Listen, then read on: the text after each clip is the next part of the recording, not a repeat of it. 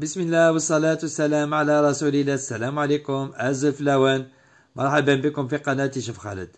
دائما مع شيف خالد يجيبكم وصفات سهلة وسريعة. اليوم حبدينا في الحلويات تاع العيد. اليوم جبتكم لي تارتولات بحشوة مختلفة ورائعة جدا، نتمنى تجربوها. صدقوني يجو خفاف، يجو هشاش، يجو طريين محشيين بداخل بواحد الحشوة رائعة جدا، نتمنى تجربوها. فيديو بوسكي واون ديك سلاوسات لي طارتولات عليت مليح مليح صلافرت العايز راني نتمنى تجربهم خاطر فنينيت. نتمنى ديما اللي عجبكم لا فيديو تغلو تاس الجام كومونتير دير بارطاج. وانا نقول لكم خياتي اللي عجبكم الفيديو ما تبخلونيش بجام وبالتعليق والبارطاج. والان نروحوا لطريقه تحضير هذه الوصفه. انا حد بريباري لا روسيتاكي.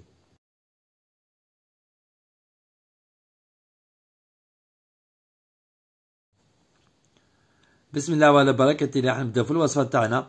الان في ريسيبي راح نحط 250 غرام لا مارغرين تكون طرية. تاكلي ريسيبي غير خمام 250 غرام لا مارغرين سيلي فوندو، وراح نضيف عليهم كاس ناقص جوج اصابع سكر ناعم. هذا كان الكاس موا دو دوا سكر كلاص. انا حنخلطهم حتى يولي على شكل بوماد. كنخلط غير ما يوليش لا بوماد هكني. وراح نضيف قرصة ملح، كان هاشي بنسيل الملح ونخلط. والان حنضيف حبة بيض كاملة مع صفار، هكذا ريت ولات كومبلي كذيون جون داف. ثاني نخلط.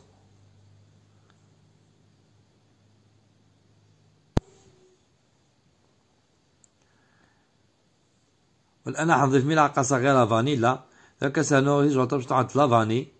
رانا الخلطة وراح نخلط. والان حنبدا نحط في الفارينة. الفارينة هنايا لازم نغلبلوها، هكا قلينا الفارينة وتسافى وراح نجمع.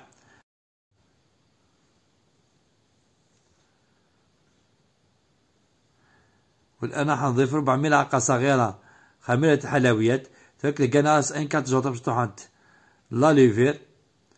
وراح نضيف الفارينة، ثاني نكمل نضيف الفارينة حتى نتحصل على عجينة تكون طرية وتتلصق شوية في اليد. لكن هي هذا نوع فارينة المفريدة باتا كي تبقى الماكا هاتيلي تبقات وتيلي تلصق شوية. وراح نحطها في ساشي ونخليها تريح حوالي نصف ساعة، لكن تجاك ساشي وتجا تروبوزي نص ساعة. والآن راح نبدا نشكلهم كرات بعد ما ريحت. وزن كل كرة حوالي 22 غرام، وهنايا على حسب النوع لي طارتو التي استعملتهم. تلقى وزن 22 غرام على حسب لي طارتولات اللي مولي نستخدم. كما راكم تشوفوا راني نبدا نشكلهم في لي طارتولات ولا في ليمول. ما ترقوهمش مليح، ما تخشنهمش مليح، يكونوا في موايان برك. شوفوا كيما نستخدم لكن على حسب المول اللي يستخدم لي طارتولات تستخدم. داك غادي تشرقق ثلا مليح وتزوزو ثلا مليح.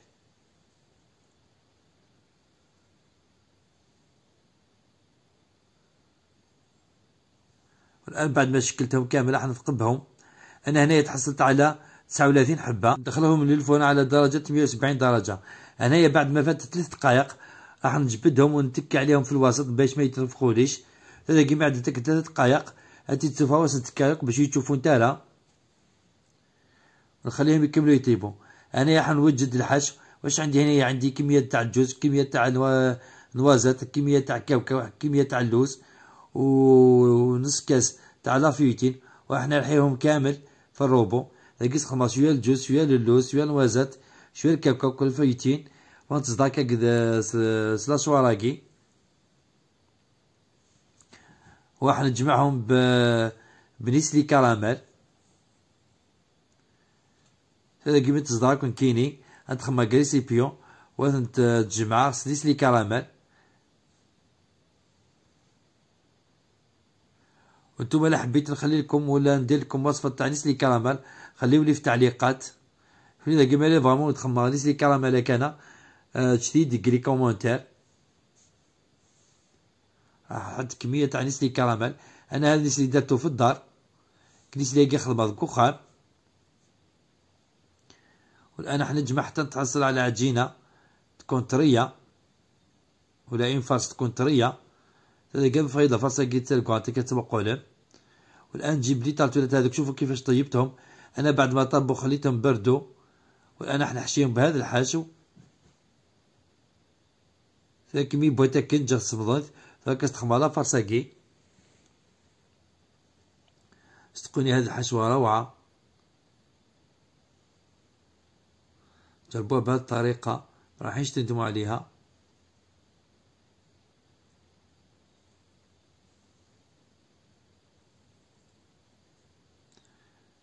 والآن كما راكم تشوفوا أنا جبت هذيك النوعية تاع كرانشي، شوكولا تاع المرجان محشية بالمكسرات، راح ندهن كامل ولا ندير طبقة فوق لي طارتولات هذوك. كتبقى كي كيما دي كرانشي كي شوكولا لا كاليتي تاع المرجان. كنخدمها لي طارتولات كنشراك سفلى. ابا راح نجيب حبة تاع الجوز ونحطها من الفوق. كداوي ابري عقن الجوز السلسة سفلى. شوفوا بهذه الطريقة. في نفس الوقت انا حطيت حمام مائي وذوبت فيه الشوكولا تاع الوجدان، شوكولا بالحليب. بعد ما ذوبتها شوفوا كيفاش تحصلت على النتيجة. انا ما ضفتها حتى اضافة. لقيت ضبط من الوجدان، شوكولا الكويفك، سفسات قلبا ماري، كوسانيق احلى زيت لامان. والان حنجيب لي طارتولات هذوك وراح نزينهم من الفوق بالشوكولا، ولا نطليهم كامل بالشوكولا من الفوق. هكذا كيما طبت الشوكولا الوجدان سويفك خلاص سفسات قلبا ماري. هذا خماك سوفلي لي طارتولات تاع الشوكولاني، وراح ننفضها شويه باش نتنحي لك كامل الزائد هذاك ولا الزوائد تاع الشوكولا. شوفوا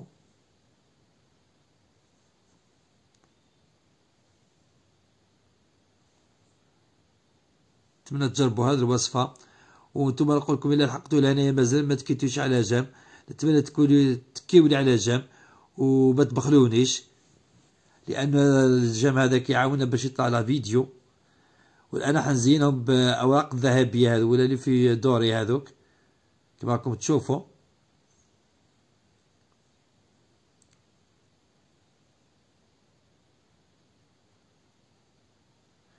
لازم نديرهم قبل ما يتنشف الشوكولا هذيك.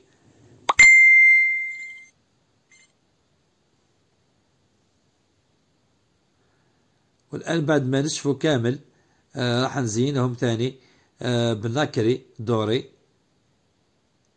تلاقي مكون تاكل شوكولاني كتديكوري راس الناكري كان الدوري.